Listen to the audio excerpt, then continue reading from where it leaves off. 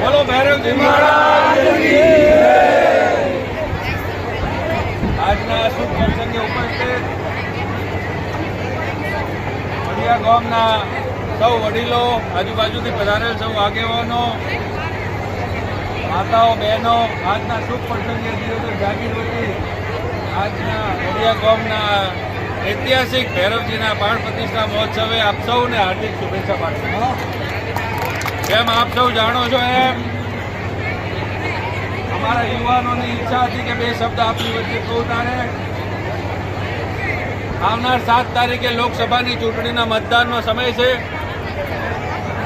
આપ સૌએ આપણો ઉમેદવાર ચૂંટીને સંસદ સભ્ય બનાવવાનો છે.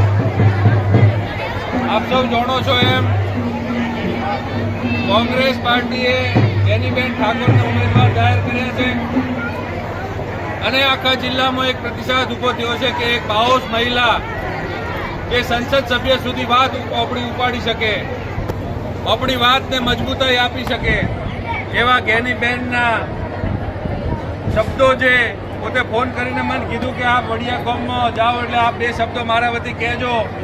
એટલે ગેનીબેન વતી આપ સૌને વિનંતી કરવા આવ્યા છો કે આવનાર 7 તારીખે વડિયા ગામ એક તરફી કોંગ્રેસને મતદાન કરે. અશોક ગેહલોતજી જે રાજસ્થાનના પૂર્વ મુખ્યમંત્રી છે એ ડીસા હમણાં આવ્યા હતા અને માળી સમાજને સંબોધન કર્યું હતું. ત્યારે વિશેષ જવાબદારી આપણી થાય છે કે આપણે સૌ ભેગા થઈને આ વખતે કોંગ્રેસના બેન ગેનીબેનને જીતાડો.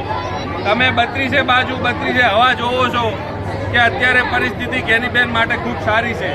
તો વડિયા ગામનું બૂથ જો એક તરફી મતદાન કરીને માનોબા ખાસ વિનંતી કરો છો કે આ વખતે વડિયા ગામ એક તરફી મતદાન કરે અને ગેનીબેનને આપણે જંગી મતોથી જીતાડશો. તો ગેનીબેનને કોઈક બે શબ્દો કેવા હશે તોય તમારે ગેનીબેન કન જવાની જરૂર નહીં પડે. મારા ઘરના દરવાજા આપ સૌ માટે અડધી રાતે ખુલ્લા છે.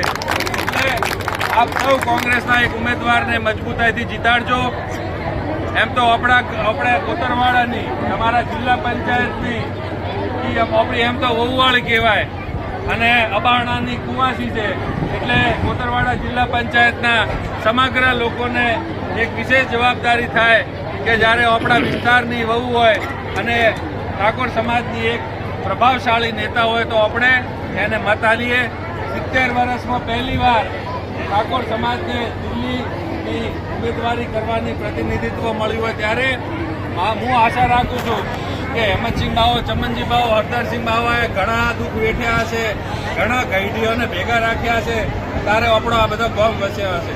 ત્યારે આપ સૌથી વચ્ચે આશા મારી એટલી છે કે આ બૂથ ઉપર આપ જંગી મતેથી કોંગ્રેસને વિજય બનાવો તો અમારું સારું લાગે કે ના દિયોદરમાં બાપુ બેઠા હતા અને કોંગ્રેસમાં હતા તો જાગીરના ગામોએ મૌન રાખ્યું. તો આપ સૌ કોંગ્રેસ તરફી મતદાન કરી અને આ બેનને ભવ્ય વિજય લાવો એવી આજના શુભ દિવસે આપ સૌને વિનંતી કરું. જય હિન્દ, જય ભારત.